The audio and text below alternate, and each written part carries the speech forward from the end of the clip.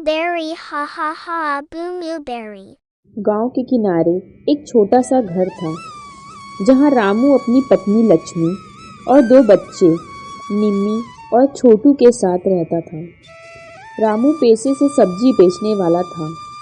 हर सुबह सूरज उगने के 2 घंटे पहले वह साइकिल पर टोकरी बांधकर सब्जियां लेने मंडी पहुंच जाता।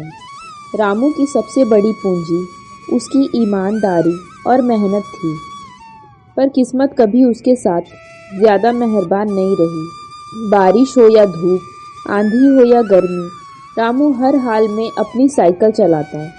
घर के अंदर एक कोने में चूल्हा था जहां लक्ष्मी रोटी बनाती। दीवार पर एक पुरानी सी लालटेन टंगी थी जो रात में उनकी एकमात्र रोशनी बनती थी। निम्मी 5वीं कक्षा में थी और पढ़ाई में बहुत तेज। उसका सपना था कि वह टीचर बने। छोटू अभी 3री कक्षा में था, लेकिन नटखट इतना कि पूरा घर हंसी से भर देता। एक दिन निम्मी ने डरते हुए कहा, बाबा, स्कूल में कल फीस जमा करनी है, 500 रुपये। रामू चुप हो गया। उसकी जेब में सिर्फ 240 रुपये थे, वे भी आज की कमाई। उसने हंसकर कहा, अरे तेरे बाबा हार मानने वालों में से नहीं हैं, कल ले आऊँगा फीस। लेकिन उसके मन में तूफान चल रहा था। अगली सुबह मंडी में सब्जियां थोड़ी महंगी थी। रामू ने वही लिया जो मिल सके। दिन भर उसने गलियों में आवाज़ लगाई, लेकिन उस दिन ग्राहक कम थे। दोपहर तक उसकी कमाई बस 180 रुपये हुई। थक कर वह एक पेड़ के नीचे बैठ गया। उसके पैर काँप रहे थे और दिमाग में सिर्फ एक ही बात, निम्मी की फीस कैसे दूं। उसी समय एक बुजुर्ग महिला आई और बोली, बेटा, सब्जियां कितने में दोगे? रामू ने भाव बताया। बुजुर्ग बोली, इतना महंगा मत बोल, मेरे पास पैसे कम हैं। रामू ने एक पल सोचा, फिर हंसकर बोला, माँ जी, जो आपकी मर्जी, जितना दे पाओ दे देना। बुजुर्ग ने अपने हाथ में 40 रुपये रखे थे। भावुक होकर बोली, बेटा, आज तक किसी सब्जी वाले ने मेरे साथ ऐसा नहीं किया। भगवान तेरा भला करे। वो चली गई, पर जाते जाते उसके आशीर्वाद ने रामू का मन हल्का कर दिया। शाम तक जाकर रामू की थोड़ी और कमाई हुई। घर पहुंचा तो लक्ष्मी ने पूछा, आज कैसा दिन रहा? रामू ने मुस्कुराकर कहा, ठीक ठाक, चलो रात का खाना खा लेते हैं। खाना खाते समय छोटू बोला, बाबा, आज मेरे क्लास में मास्टर जी ने कहा कि कल सबको नया पेंसिल बॉक्स लाना है, क्या मैं भी लाऊं? रामू का दिल टूट गया। वह बोला, हाँ बेटा, क्यों नहीं, तेरा बॉक्स भी लाएंगे। छोटू तो खुश हो गया, पर लक्ष्मी समझ गई कि रामू के दिल में कितना बोझ है।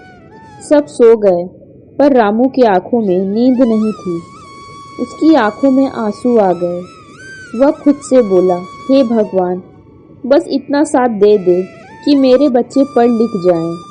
अगले दिन वो हमेशा से जल्दी मंडी पहुंच गया। वहां उसकी मुलाकात दीपक नाम के एक बड़े सब्जी व्यापारी से हुई, जो रोज उसे धक्का मारकर आगे निकल जाता था।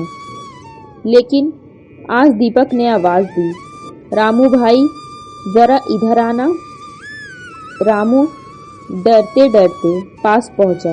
दीपक ने कहा, मेरे 2 लड़के बीमार हैं, आज मैं काम पर नहीं जा पाऊंगा, क्या तुम मेरी सब्जियां भी बेच दोगे? कमाई आधी आधी। रामू हैरान रह गया। उसने कहा, भाई, तुम मुझे क्यों चुन रहे हो? दीपक ने मुस्कुराकर कहा, क्योंकि तुम ईमानदार हो। कल मैंने तुम्हें उस बुजुर्ग महिला को कम पैसों में सब्जियां देते हुए देखा। हर किसी में इतना दिल नहीं होता। रामू के दिल में जैसी रोशनी भर गई। उसने तुरंत हाँ कर दी। उस दिन रामू ने 2 टोकरियां सब्जी बेची। उसने खूब आवाज लगाई, खूब मेहनत की। कई घरों ने उससे सब्जियां इसलिए खरीदी क्योंकि वह हमेशा ताजा सामान और सही भाव देता था। शाम तक उसकी कमाई 520 रुपए हुई। दीपक का हिस्सा बेचकर उसे अलग से 600 रुपए मिले। कुल पैसे 1120 रुपए। रामू की आंखें खुशी से भर आई। वह सीधे स्कूल पहुंचा और निम्मी का हाथ पकड़कर बोला, चल फीस भरते हैं। निम्मी खिल उठी। घर पहुंचकर उसने छोटू के लिए नया पेंसिल बॉक्स निकाला। छोटू खुशी से उछल पड़ा। लक्ष्मी ने जब पैसे देखे तो उसकी आंखों में आंसू आ गए। उसने कहा, आज भगवान ने सुन ली तुम्हारी प्रार्थना। रामू ने अपने संघर्ष में एक बात सीखी, ईमानदारी और मेहनत देर से सही पर सच्चा फल जरूर देती है।